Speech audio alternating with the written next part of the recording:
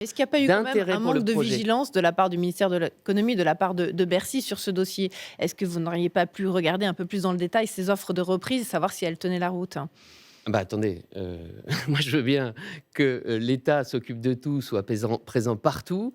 Il y avait des offres de reprise, il y avait des signaux d'intérêt d'un certain nombre d'industriels qui, au dernier moment, finalement changent d'avis.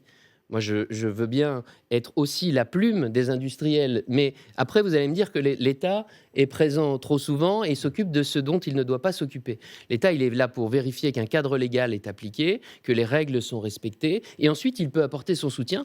Et c'est ce qu'on n'a pas manqué de faire, puisque je vous indique que le vendredi, le projet de SCOP démarre. Le lundi matin, je suis à Orléans. On est prêt à mettre 5 millions d'euros autour du projet. La région et son président François Bonneau, la même. Le président de la métropole, Serge Grouard, la même chose. On réunit les banquiers, ils réunissent les banquiers. Je réunis aussi la Banque de France, les partenaires publics le lundi matin à Orléans.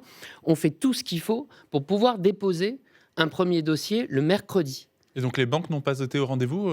Où se trouve le problème précisément? Le problème, c'est que lorsque vous agissez comme ça, dans un cadre très contraint, dans un temps très limité, et je pense que vous connaissez comme moi les processus décisionnels des banques, eh bien, en moins d'une semaine, arriver à réunir les comités d'engagement et prendre des engagements fermes et définitifs, ça a été très difficile.